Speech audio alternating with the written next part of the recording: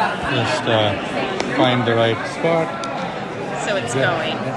Just hold on once right there. Is that good? Yeah. That's perfect.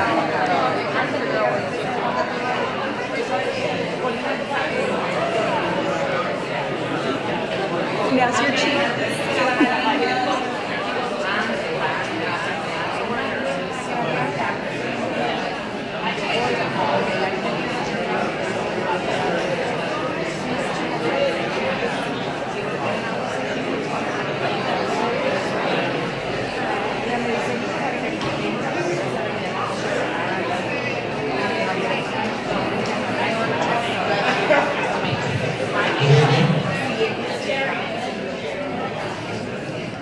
Okay, so let us get started. First of all, I want to thank you all for coming here this evening. This is a really important day for us because this is really the start of our movement to bring about suicide prevention and mental well-being, mental health, starting at UCF. And before we get started,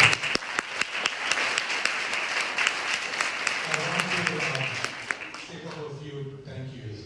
Firstly, I want to welcome Dr. Chopra, who's been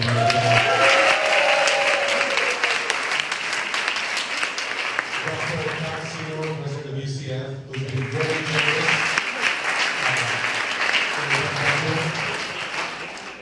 Crawford from the presidency of the Gabriella, Wright, my friend and co-founder of NeverAlone.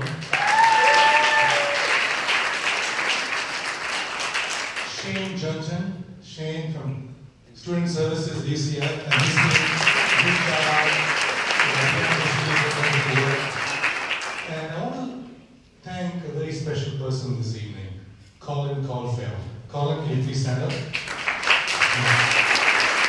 Colin is from Florida, and I met him about 6 months ago, Colin, right?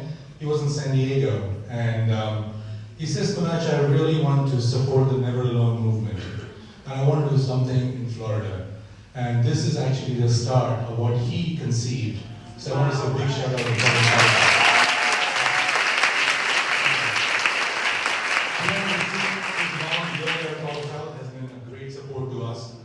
And once again, I want to thank Patricia Hacker. Thank you. And once again, it's really been helpful in putting this movement together. So, just want to set the stage. How many of you all have actually had a loved one, lose a loved one, or have a breakup in a relationship, or had a personal relationship not work out for you guys? Put your hands up. Right. Yeah. Keep your hands up. How many of you have lost a loved one? Had a breakup? How many of you know somebody who's had mental health, depression? How many of you had lost somebody to suicide? Just keep your hands up. So you keep your hands up, you realize everybody here, right, has had some adversity. Thank you, put your hands down. Had some adversity in their life. Everybody. Adversity is neutral. It does not discriminate. Everybody goes through adversity. What happens is a response to adversity. When we are going through something, we believe we are alone. Right? When you look in this room, everybody's had some adversity. And what's different is that we forget that we are social beings. We are wired for being human, connecting with people. We're not designed to be alone, right? Let's kind of play it back. Let's say thousands of years ago, we were in the Ice Age. As hunter-gatherers, we had to stay together, right? We hunted together. We basically shared our food. We gathered. And when we went to sleep, we actually made sure somebody was watching the fire while the rest would sleep, right? So that's how we were wired. Our central nervous system is wired for us to be social beings. Now what happened? Let's say I was a young child and I got isolated from my group, from my tribe. A couple of things would happen. I would become hyper-vigilant. That means if there was a twig walking or breaking on behind me, I was like, oh my God, is that a saber-toothed tiger? Because I don't have my buddies, I don't have my tribe with me. So if you just think about it, thousands and thousands of years, we have been wired to be hypervigilant. In fact, there's research which shows when people are alone or they sleep alone at night, there's something called microarousal, which happens, which you might sleep for 8 or 9 hours, but you actually are kind of staying awake, right? So what I'm trying to say is that we are designed to be social beings. What has happened today? We are super connected, but very lonely. We don't need Tinder, we need tender. Right? We really need to connect as people, right? So what happened? What changed? And it's fascinating. How did we go from that social being, social connection, to now all of a sudden, every 40 seconds, globally, somebody commits suicide? In this great nation, every 12 minutes, right? On campus, we have 1,100 students who lose their life, and 24,000 of them have attempted. That's big statistics. 12% of the students on college campuses in the 4 years they've been on campus have ideated for suicide. So think about it, and a very interesting statistic, 75% of them have spoken to somebody. 75% of them have spoken to somebody. So really the call to action for us is how can we really become more socially connected? I was reading this quote from Dr. Murthy, who was a former Surgeon General. As an endocrinologist, he thought when you're seeing patients, most of them would come for maybe heart disease or diabetes, but most of them came to him because of loneliness. So loneliness is an epidemic of our times, and really what we want to do is to address the social epidemic, right? And my good friend here, Dr. Machaiah, was actually with the Hadza tribe, probably one of the few of the, I would say, hunter-gatherers left in Tanzania. And he was telling me that he was trying to talk to them and ask them, the chief, the question, do any of you get depressed? First of all, he said they didn't have a word called depression. They had to figure this out. Eventually he said, yeah, we do have some tough times and we kind of spend a day and we figure it out, right?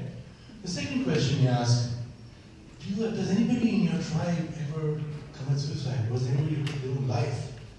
And apparently he just fell off. He's like, why would they do that? What is it? That's our tribe. We are a tribe. We stay together.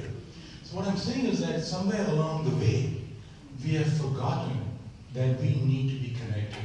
So the goal of this evening is to really share the movement we have started to really create. The first thing is conversation, right?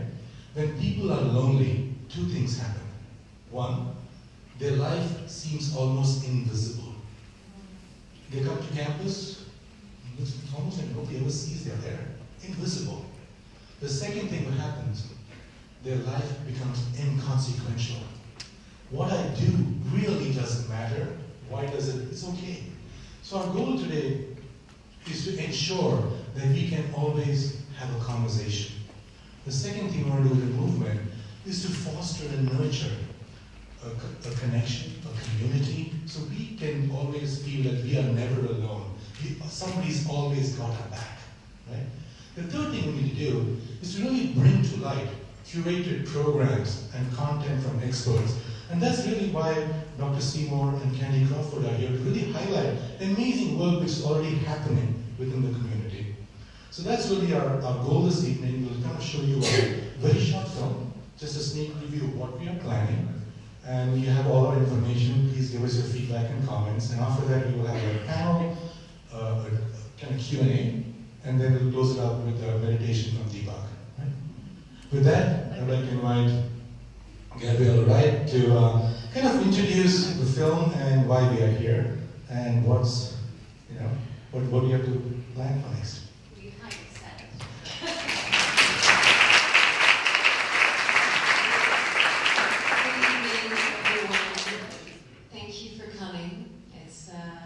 This is my second time to the state of Florida. I'm English, French, so I speak multiple languages, but I do not know this language of the Floridians. But we are here tonight with another language. If you've noticed on our logo, it's Never Alone, and you will see the highlight of love. So tonight we are going to connect to the invisible language that really is who we are as human beings, who we are as an offering to each other. The film that we have created, we're still creating, and you will see in the next few minutes a 20-minute short version of it, is really like it's like a time bomb. It's so that all this can explode and explode our ways of communication. How can we speak about things that are hidden within us? How can we speak about things that are very deep, and sometimes words are difficult to communicate them? So this film, we follow a character who I interpret. I interpret a mother who loses her son to suicide. And as things go, these things are not planned. Along the way, she meets many experts. Dr. Deepak Chopra is one of them.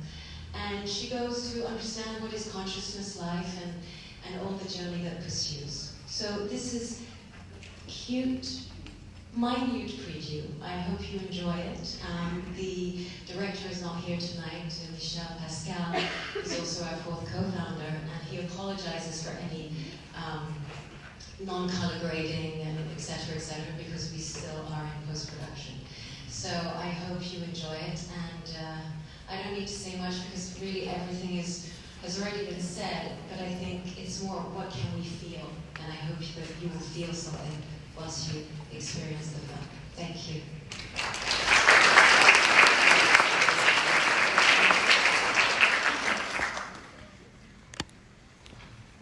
Every 40 seconds, someone dies by suicide. Suicide is the second most common cause of death among those aged between 10 and 34.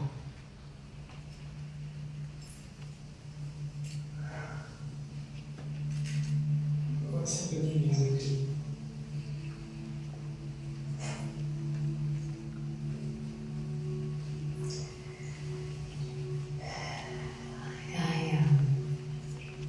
I came back from work, and normal day, it's traffic, busy on the phone like I always am. And I walked through the door and I called for my son. We live alone. His father left us many years ago, so I'm the breadwinner, and I take care of him.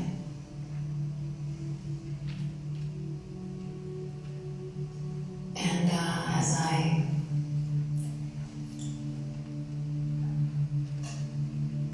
walked through the door, I felt something. I actually felt nothing. Il festival, j'ai fait quoi le temps? No.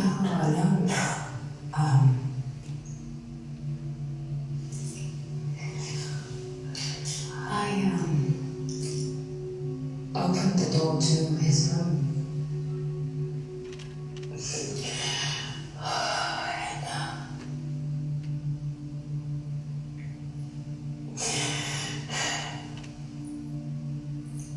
And there he was.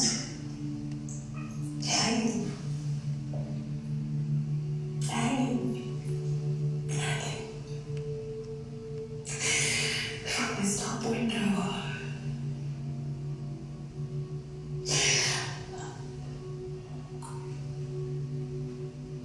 I ran to him and I tried to take this, I was kind of broke. I tried to take it off, and I could see his neck was just so bruised, and I took his I tried to feel his heartbeat, and there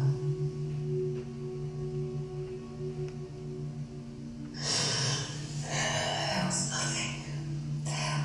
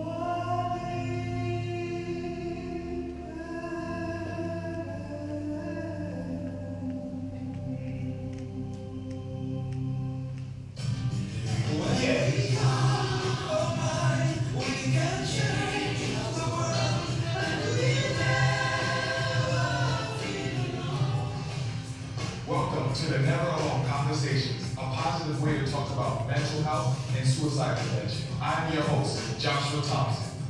And we have a special guest today, Gabriella Wright, co-founder of the world movement, Never Alone. Created with Dr. Thad, Poonacha, Machaiah, and Michelle.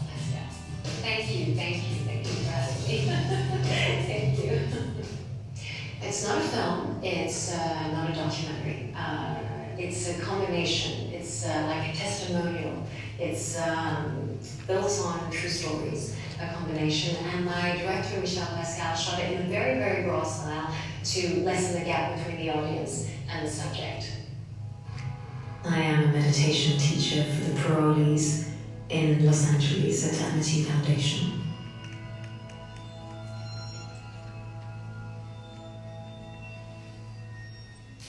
Of course, at the beginning, we don't realize that life's going to change. It's just not possible. He was perfect at school. His teacher said that he was so focused, concentrated, he loved his friends, he was participating all the time. I don't know, I mean, we live in Los Angeles, it's sunny every day. I just thought he was happy. Okay, can you give me a kiss? Have a good day. So yes, Hollywood means that we have a mansion, 2 swimming pools, and sauna, and servants. No. We live in a very simple apartment in LA. It's a 1-bedroom. Actually, not really a 1-bedroom. It's a studio, and I sleep out in the front, and he has the room, and it's where he loves to burn his incenses with these little Tibetan pictures. I suppose they're Buddhist. He was in his world. I just let him be in his world.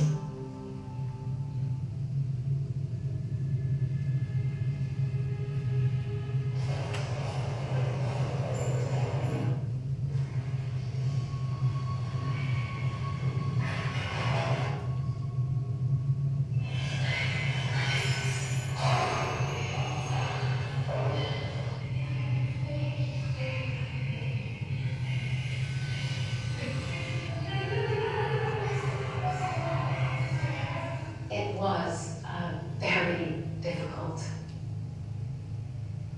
but I was very lucky. I got to meet Deepak Chopra.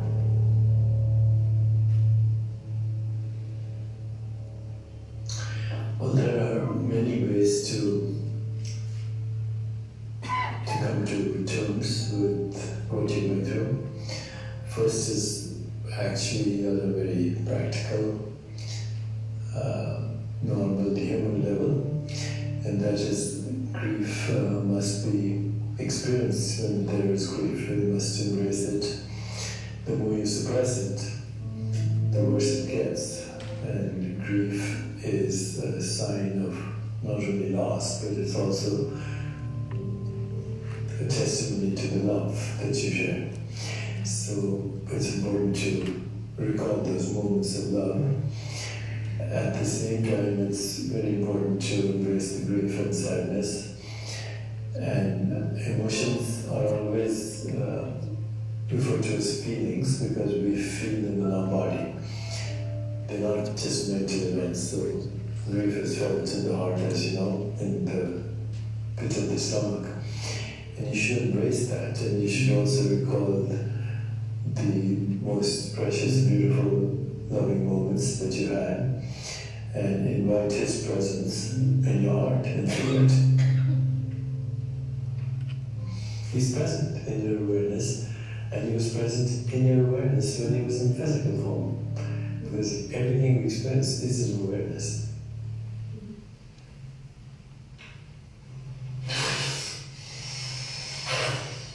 I also had the opportunity to meet Michael Beckwith in New York, and it's pretty incredible to meet a spiritual person who speaks beyond any religion.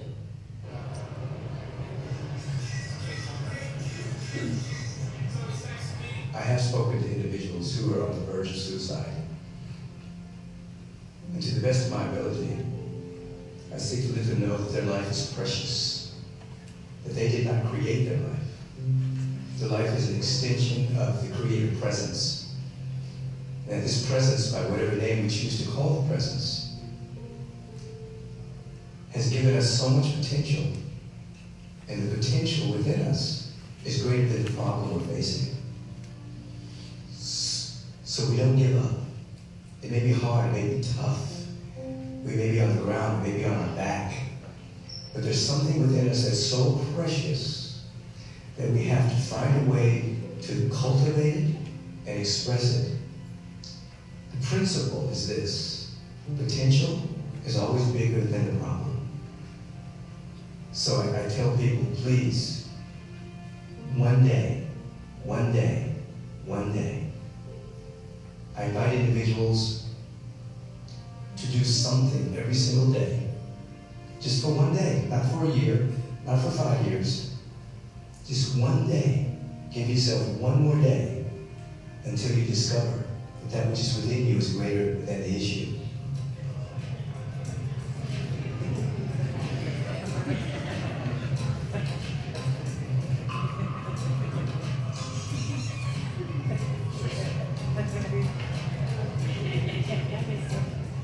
Why is it happening more today? I think increasingly people are feeling alienated from themselves and from the web of existence, from the web of relationship, from the web of life.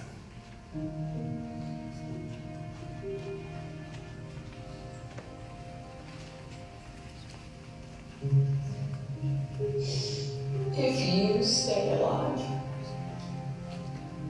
then he stays alive.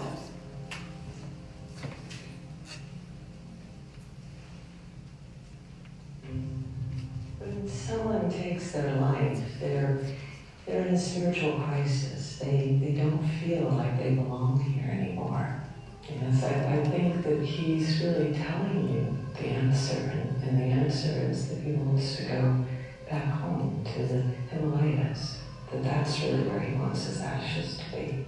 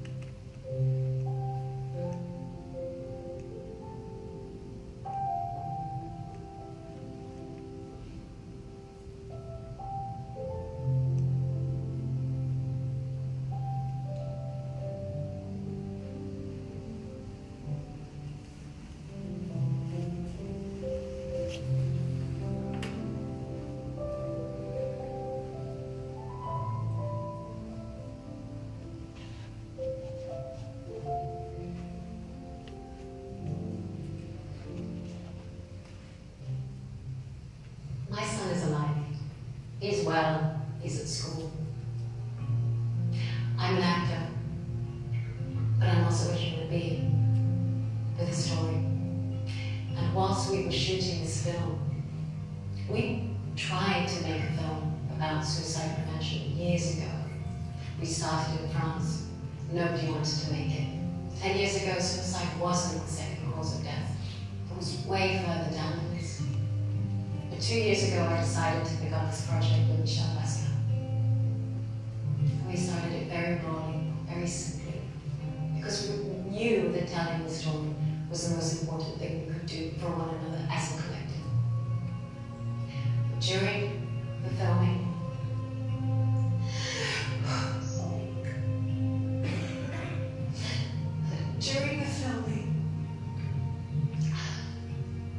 my little sister died.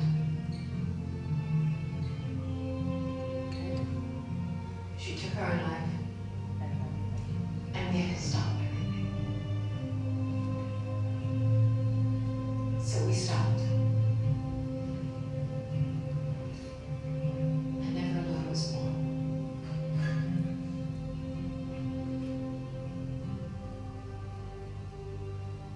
Please send your solutions because we don't have them all. Every story matters, every solution matters, so send them to us so we can co-create this movement together and all be a one world family. We've struggled through this disease. Leave my sneakers underneath my bed, and whenever I was going through a hard time, I would put my shoes on, go outside, and I would just run for my life. I would run, I would run, I would run, I would sweat, I would fight through the pain, and in the end, I was left with a calm mind, and this is how every single day I became stronger. This movement is so important. And you are not alone. You are not alone. It's not that we have the solution, but we are the solution. I can be a representative of a survivor of depression for Asian people, Asian community, because it's not common for Asian people to speak out about their mental health issue. And in my life, many times I had experienced depression to different degree. Some of those are very extreme to the point where it was near close to feel or having the thought of suicide. And fortunately, I survived all of these experiences. The loneliness and fear of being rejected over and over and told you're worthless and things takes its toll. And I so understand that. And my own feelings of wanting to commit suicide have stemmed from that type of treatment in the world. First thing I say is I understand, and I want to listen to you. I want to hear who you are. And as we make that connection and it becomes deeper, then solutions begin to happen. They begin to appear out of our conversation. And this is the metaphor, this film is the metaphor for the story of humanity. It's how the exchange of storytelling can empower one another and heal us.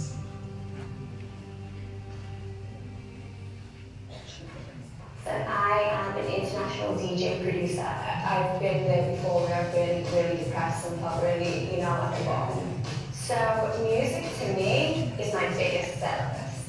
I have 3 pillars of strength, which I like to see as when it comes to myself and being able to get out of my depression. And it was music, working out, and spirituality. And they were like it was like my triangle. I think first of all, it's very important to have this conversation. And this conversation needs to be part of a collective conversation. Right, well, welcome back, everyone. And I have to say thank you for your leadership. What is it to be a human being today? They said, you are not alone. It needs to be on social media, it needs to be in front. Every 40 seconds, somebody going to say something. In this country, every 20 minutes, fatal veterans die every day. I'm so grateful that this film will actually reach the souls and be the transformation we all want to see. So here we are. We're at Carnegie Hall. We are able to share with the world and launch this movement. It needs to be in education, it needs to be in schools.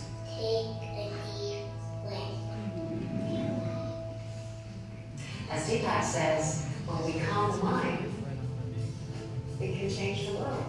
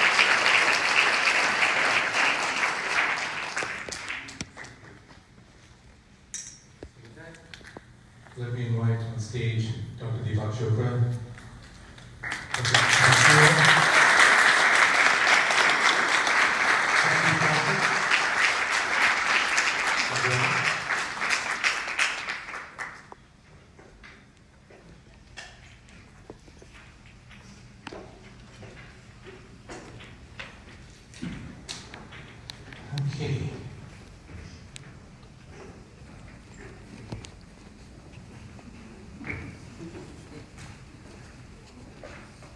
First of all, this is a very tough channel to moderate, so I guess I'm just going to ask one question that I have. So, the statistics here at UCF, and when I look at the statistics about 1,100 deaths on campuses, 24,000 attempted, 12% of them ideated within the 4 years. Those are staggering numbers. What is happening to our youth? What do you think is going on? And Dr. Seymour, maybe I'll have you lead it from your thoughts, and then everybody can pitch in and answer. Happy to start. First, let me thank all of you for being here on campus and for tackling with us this really important subject. It takes this kind of leadership and discussion and work, and the work you all are doing as well, to help us work together as a community to make a difference. The numbers you identified are staggering, and when we think about those at a big university, those are big numbers also. 12% of our student population is about 8,000 students who, if the statistics apply here, would be that number who at some point during their career may ideate, and on and on. So we have to take these seriously. And I think we all understand the college years are really challenging. Those are tough. That's a tough age. The pressures that come with being, I'm not telling you students anything, but you don't know whether they're financial pressures, academic pressures, social pressures, times of loneliness. So college campuses can be places where this is a particularly acute challenge. What I'm so proud of is the great work of our teams here, working with our students and our faculty and all the staff to address it. Our CAPS program, we have a number of the people. Those of you who work with CAPS, can you raise your hand? We have a few of you, I think, here. Thank you, there you are. They just do phenomenal work on behalf of our students and constantly evolving and changing. And I think a big part of this is it's a much more open conversation, certainly, than it was when many of us were this age and in college. And that gives me great hope. Thank you. Yeah. And if you have any thoughts from your perspective, you've been doing this well over 10 years in your current role. What are some of the things you've seen work in the community, especially in this particular topic? What the president said is so true. All of those things factor into it. And, we're now getting to the point where we're really getting down to specifics. And everybody in this room can play such an important role. And it's that initial communication with each other that really matters. And when you're talking to someone, that response that you give to when someone says something to you, that immediate response can make or break the rest of the conversation. Used to, we didn't really talk about suicide ideation. But the one important thing that you can say to someone is to make it safe for them to talk to you, and that is to open the door. And if you have any idea that your friend, your loved one, your neighbor, if you have any reason to ever think for a moment that you need to open that door, you need to open that door. And you need to do it just gently, saying, do you ever have thoughts about hurting yourself? Or maybe even do you ever have suicidal thoughts? Now, you're not going to everybody's not just inclined to just jump into that, but that is the number one way to tell someone it's safe. It's safe to talk to me about that. You have done more than you will ever know that you could do for someone. Because until you do that, they're not going to bring it up. And when you have someone talking about it, you're likely that they will never do it. Please remember that. So that's number one. That communication element right there could be the one thing that can make a difference. And your response should be just as compassionate and caring if they had just told you that I lost a loved one, or I lost my boyfriend or my girlfriend or my partner, or whatever the situation might be. You should be just as compassionate to them if they told you that. Think of it in that realm and be responsive just that way. Then you're telling them you care. You're not going to fix it. You're not the person to fix it. Do not give advice. Do not tell them, no, that you shouldn't think that. Look at your life, how wonderful it is. Do not do that.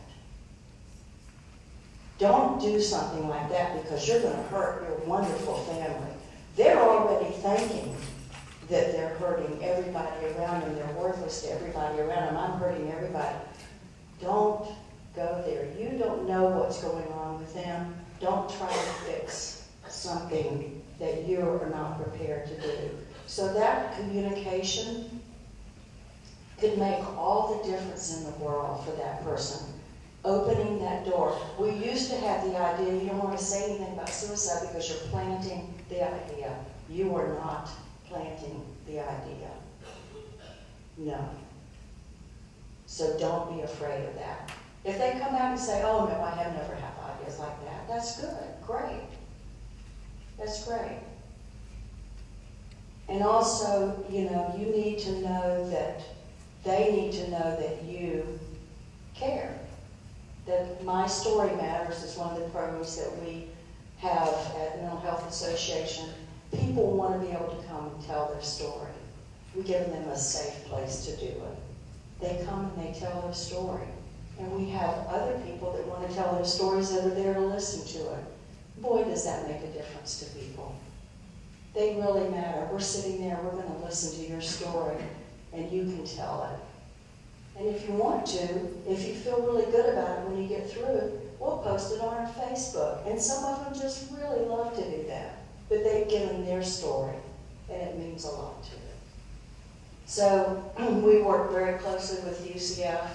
Their interns are our champions at our office. They make a difference for us, and I've told the president that many times, how great they are to work with and what they mean to us. They help us run our free clinic. They're master level students. This school are the ones that help us run our free clinic, and they're fantastic, and we love them. So we offer free services to people that have no insurance and no money. And we serve about 350 of those people a year. Long-term care and medication. So we're very proud of that. And in UCF, Orange County Government and Advent Health Hospital make that possible. Thank you. Deepak, I think the story, I've been with Deepak over a decade now, and every time somebody stops him, they tell their story. And there was a time I said, you know what, we gotta go. I said, it's okay, Poonacha. Let them tell that story. I would like to listen. Deepak, what are your thoughts? So many people have told you stories. When you listen to this, what are you thinking? I think we need to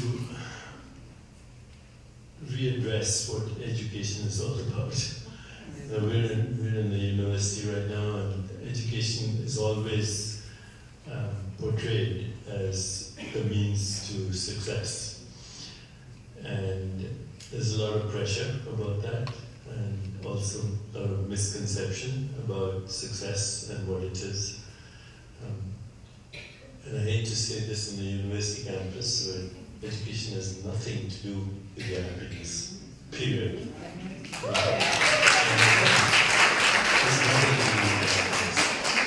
And education has become all about information overload. If I want information, I go to Google. I don't need to go to the University of Florida to get information, or Harvard or Oxford or any place. I think what we've lost in our society is first what success means. In Eastern wisdom tradition, success is the progressive realization of worthy goals. is the ability to love and have compassion. It's also to be intimate with your own self, not your self-image, but yourself. And about a decade ago or more, I was with His Holiness the Dalai Lama, who's, if you've ever seen him on TV or live, he's a very happy guy. And he exudes happiness for no reason, which is our essential state. But he asked the scientists, he said, can you do a little bit of research on what makes people happy, not what makes people sad, but what makes people happy? Because when you don't have happiness, then you go the other way. And so, a lot of research has been done on this, by the way. And social scientists talk about something called the happiness formula. So here it is, the happiness formula. H is equal to S plus C plus V. So H stands for happiness. S stands for something called the set point in the brain. That set point is determined almost for everyone in the first 5 years of life. So if your parents and your siblings and your immediate caretakers were always criticizing, condemning, blaming the victim, basically looked at life as a problem, then you grow up with a set point. There's a phenomenon called mirror neurons. The child's neurons mirror the neurons of the environment, and so they get to be unhappy people. If, on the other hand, your parents and siblings and the whole ecosystem, instead of looking at life as a problem, looked at life as opportunities for growth, for creativity, for inspiration, for higher consciousness, then you turn out to be a happy person. Now this, what we call this, the set point, this, according to, again, social scientists, this is about 50% of your happiness experience every day is just your attitude to life. And the question is, can you change it? Can you change it? Because you did not create your set point. It was created for you in the first few years of your life.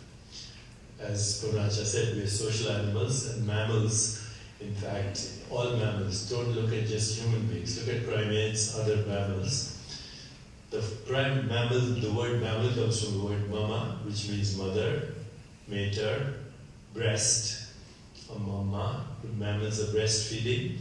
But if you look at mammals in general, they all have extremely important social bonds with nurturing groups. We call them families as humans, but all mammals do that. They breastfeed, they touch, they coo, they cuddle, they sing. Did you know that all mammals sing? That all mammals play? And we as a society have lost that. We don't, we're not singing enough, we're not playing enough, we're not joyful enough, we don't communicate enough, and we're trying to get good grades. Okay? Thinking that that's the key to our happiness. So can we change the set point? Yes, the answer is through reflection, through mindfulness practices, but also these days, and you probably know a lot more about this, there's something called cognitive therapy, cognitive behavioral therapy, awareness-based cognitive therapy, which allows a person to reflect on their limiting beliefs, because all depression comes from limiting beliefs. I'm not good enough is the basic limiting belief. I'm not attractive enough, I'm not smart enough, I'm never going to get good grades, I'm not going to be successful. And cognitive therapy questions this. Is it true? How do you know it's true?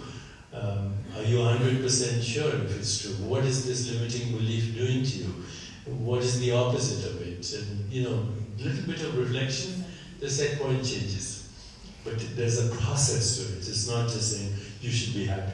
Okay? You actually take them through reflection, through mindful awareness, but also through behavioral things. And behavioral things include what we call mental hygiene, which is the same as physical hygiene. Good sleep, meditation, managing stress, exercise.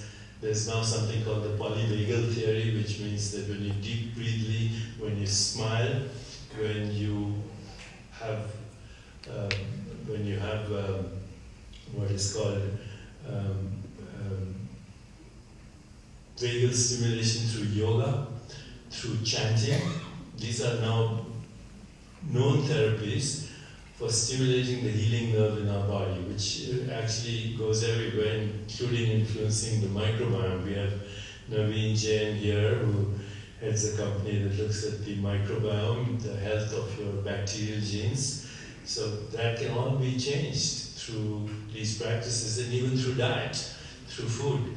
So we have to pay attention to these pillars of well-being: sleep, meditation, exercise, yoga, breathing, particularly yoga and breathing, which stimulate the vagus nerve, and then also to social interaction, to seeing how we can impact each other's capacity for empathy and love and compassion and joy.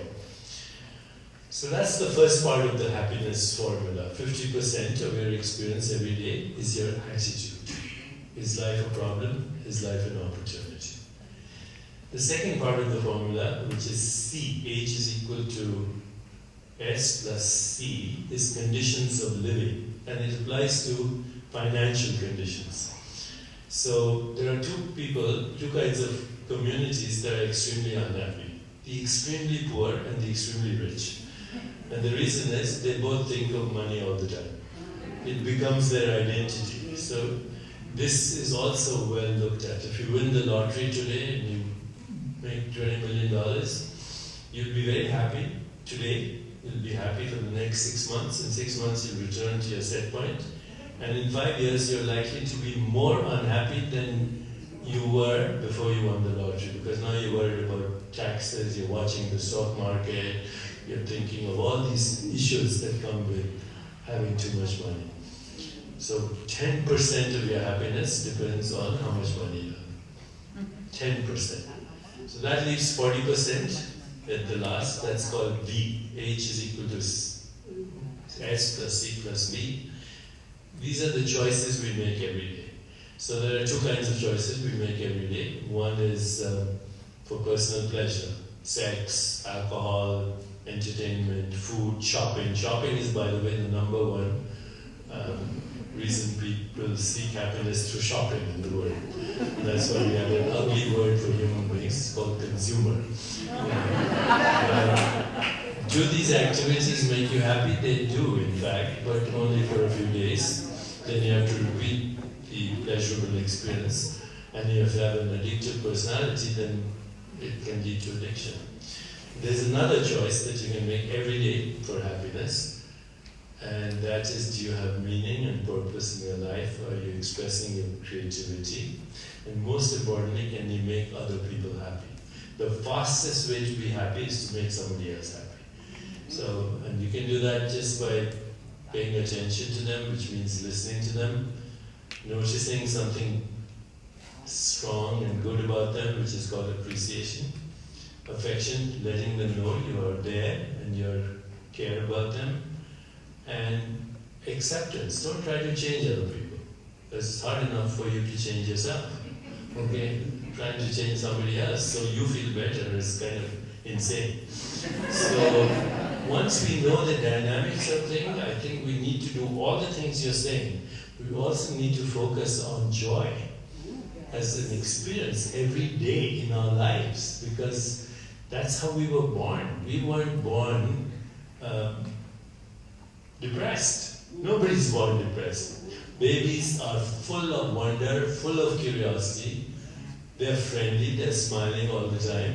They're full of joy, except when they're wet or hungry, which is a biological need. But otherwise, a child is naturally joyful.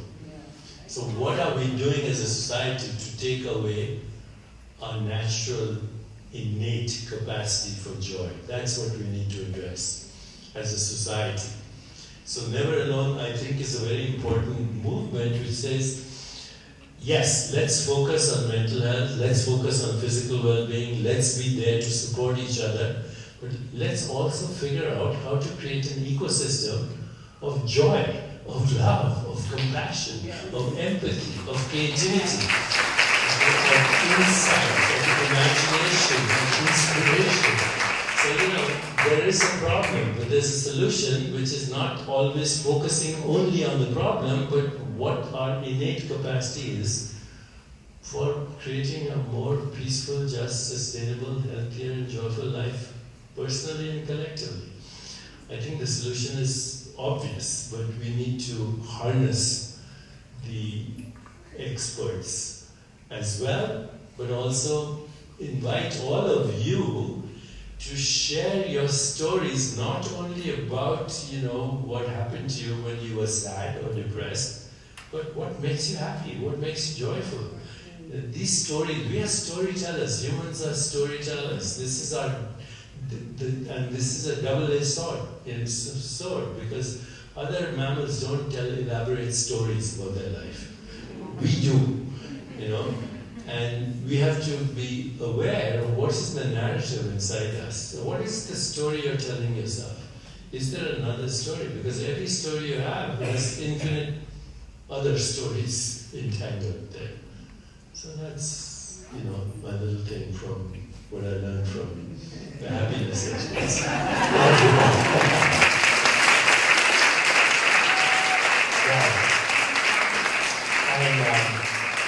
Before I was speaking, I was just thinking of what Dr. Ara said. Another story he shared with me this morning was the Hadza tribe every evening when the sun set, they would actually sit down around a fire. Their social network was around a fire. And he said, I was asking him, how come we have the whole thing about bullying on campus, we have this thing about, I said, does anything happen with the tribes? Anything other, did you see anything when you were there? He said, no, Poonacha. He said, there was one young hunter who was hunting, didn't really do a good job. And apparently in the evening, they all kind of laughed around the fireplace. And then the chief went and took out his bow and arrow and showed him how to do it right. And the next morning, he made that young hunter go out and keep practicing on all the birds, right? And this whole thing about holding each other, mentoring each other, I think that's something we need to kind of really keep in mind. So that's my second question. How do you build trust? I think a lot of people, when I work with people and with stories we hear, a lot of them say, I don't trust anymore. And for a young person who's in a network, when their friends who they trusted says something on social media, they're part of a sorority, and all of a sudden the sorority sisters let them down, everything falls apart. What are some solutions for trust? Anyway, how do we build trust?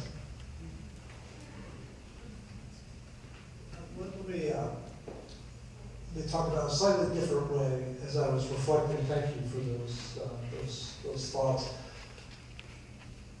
I was thinking back to years ago on any college campus where people just didn't talk about these hard issues. And this shift from, in many ways, this being if we were to identify a student maybe who was having some challenges, well, that's a counseling center problem. That's where the solution is. Versus, I think, now recognizing increasingly that it's a community problem. It's our tribe. It's if one person is having a challenge, it's everyone's challenge and opportunity. And so the way we're embracing this in this campus is by building trust in ways that like Candy talked about, but also educating faculty, staff, and students to identify students or others who may be having a problem or struggling in a way that we might not have. In the past, we might have turned the other way. Helping through that first line of support, but also getting them to experts who can help. But that's rooted, I think, in trust. And I meant to say at the beginning, one of the reasons this topic is so important to me is I lost a sister 5 years ago to suicide. And 5 years ago last month. And for much of her life, she battled depression and bipolar disorder for 2 decades. And even in that time, it shifted from go someplace and get fixed, go to the center, take medication, all those things are part of it. But I'd like to think we're heading in a direction that it's a broader community set of solutions. But that now doesn't allow us to let it go. It allows us, it requires that we be part of that solution. And that, back to your original question, I think has to be rooted in trusting each other and building trust with others. Thank you. I just wanted to add, trust is something that's so important as human beings. You know, first of all, we're gender, male, female, so we have to understand how we communicate already between the different energies that we embody. But not only that, it's what is the common language that human beings have with each other? And I think other than the language that we speak, it's how we feel and how we experience each other beyond words. And beyond words, the experience of each other is a deep listening, and it's a feeling that slowly opens us up to an experience of empathy and possible compassionate action, which is when you go into the selfless service and you serve and you help, and it becomes a spontaneous way of being. But I'm saying that why it's important, because to build trust, as an actor, you have to trust what you're going to say. Otherwise, you sound fake on stage. Or you're going to be like the Z actor on the list, or you're just not going to sound right. There's a particular sounding to the listening and the embodiment of trust. So trust is not only trusting the other, it's trusting the language that you're creating with yourself, and what is the self. So going back to Deepak's interesting and life's work of what is the self-awareness, you see. So trust is something that it's not directed to the outside, it's directed to how we present ourselves to our inner world and how we feel that we're living our highest truth. We're at our highest potential. And it's a powerful moment to be in the vulnerable trusting. So all of a sudden you share your vulnerability and you're trusting that you know that you're in that moment, and that will open the communication that sometimes does. And that's in the deeper listening. So I just wanted to add that to what we've been saying here. Thank you, Gabriella. There are two data points I want to kind of share. One is the LGBTQ community are 4 times more susceptible to suicide. Right? They are 8 times more susceptible if their parents don't agree. Just think about that, right? Well, that is something we can do something about. There's not awareness is key to transformation. Just knowing about this, just more aware. And I'm from San Diego. I'm from, in my backyard I have the Navy SEALs, Pendletons, Miramar. But in this great country, 22 veterans commit suicide every day. Right? These are the warriors. What's happening here?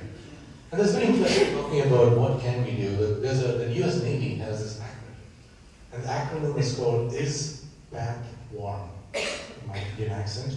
I is for ideation. Right? S is for substance abuse. E is lack of purpose.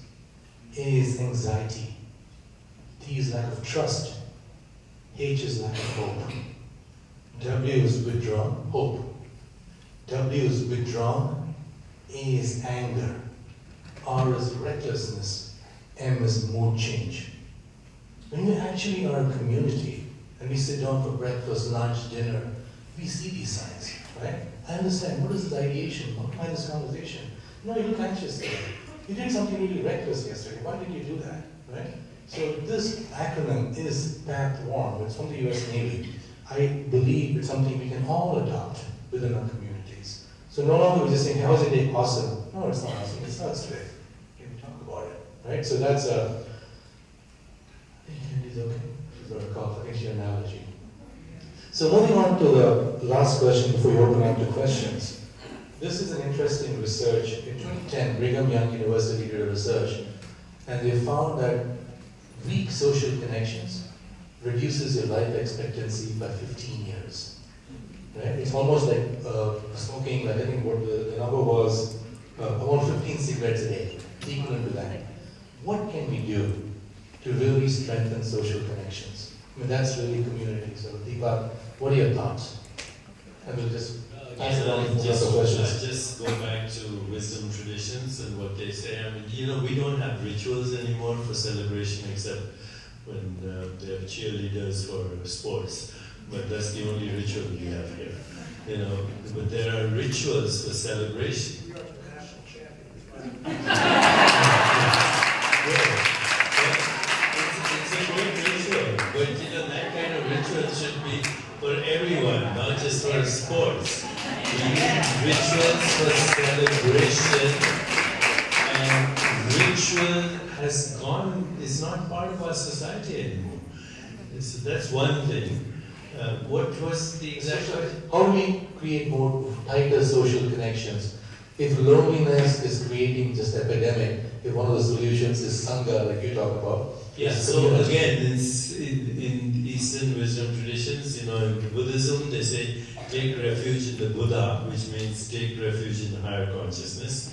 Take refuge in the Dharma, which means purpose and meaning.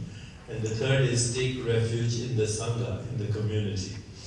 So this is actually part of all traditional societies everywhere in the world.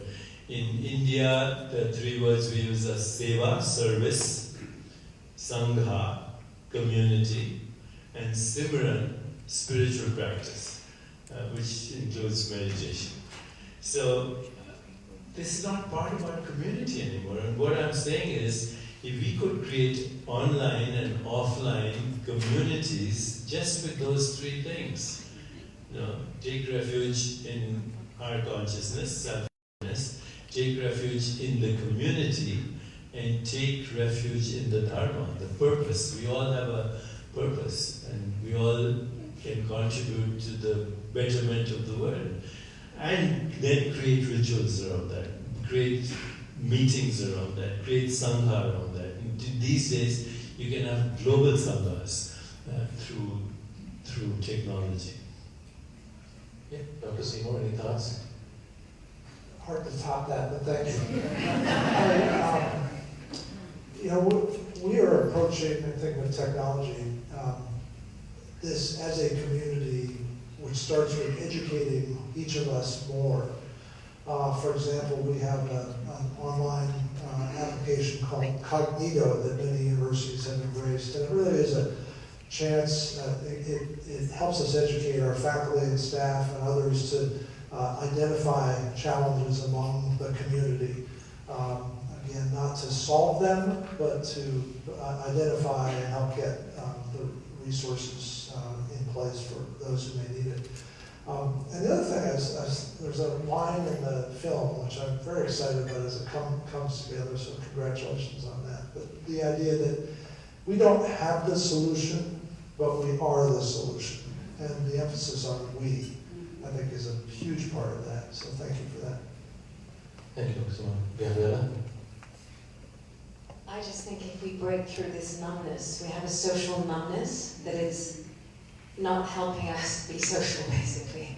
And the social medias of this world all put us in this pressure pot of existence, So we have an existential crisis that is not only a spiritual, why are we human, why are we here, what is our purpose, but we also have a digital virtual crisis because we don't have enough likes or enough verifications or enough selfie and enough filters. So I'm saying that coming from the entertainment point of view is that we're entertaining a life that is not real. So how do we reconnect with a real life that has true value and that breaks through into this infinite potential that we are? And so and that really comes from just checking in and stop being numb. I mean, I want to cry. Well, obviously you saw me crying on the screen, I want to be joy. I want to be tears. I want to experience every human emotion that allows me to connect with every and each and every one of you beyond language. I want to connect with a tribe member in Tanzania. That story this morning was fascinating. I was like, wow, I want to be able to want. It's the willing. It's the let's go and find humanity within us, because we are all humanity in one person. So it's about really the community. We are the community already. We just forgot that we were. So I guess from the between us and within us is replacing the I with the we, right? And I think that's the answer. And I'm going to quote Art. I've been speaking to him all day today. He has some wisdom today. He says, a bad day for the ego is a great day for the soul. Right? He quoted somebody. It was Rumi who said. No, but I love that. On that note, I think that was something I took back today.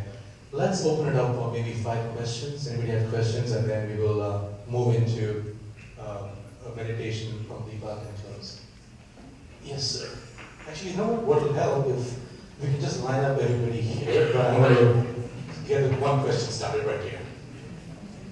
First of all, I was telling Seymour that I actually used to eat in this room when I was a student here. And I'm surprised the building's still standing, but some days I'm surprised I'm still standing. So it works out pretty well. Dr. Chopra, you said something that ties something back to about 2 things: the statistics about how many young people commit suicide, and then you talked about the brain functions formed around before 5 years old. There's a whole new discussion about ACE, adverse childhood experience. I'd be curious to know how many of those children who committed suicide had some adverse childhood experience was unattended, and that caused them to commit suicide because you've not attended to it. Yeah, I don't know the statistics, but I would say almost everyone. Almost everyone. Every problem in adulthood can be traced to childhood trauma, whether it was verbal abuse or sexual abuse or physical abuse, but and the cycle itself over and over, generation after generation. So, and we know that epigenetics, we inherit some of those tendencies too. So the problem is huge. We have to start very early in life, but it's never too late to correct it also. There's evidence now that even intrauterine stress, with the baby in embryo, a mother is stressed and is maybe single or has some huge problem with finances or whatever, it affects the baby in utero before it's born. And if the baby hears in, say, in an urban environment where there's lots of noise and gunshots and ambulance sirens and fire alarms, the baby is conditioned for what is called free-floating anxiety even before it's born. This is the society we live in right now, that we have created, a totally dysfunctional society. So we have to revisit everything about childhood and about education. Education has to be about unfolding a child's potential and a human being's potential, not just giving information. We have to redefine what it means to be successful. What is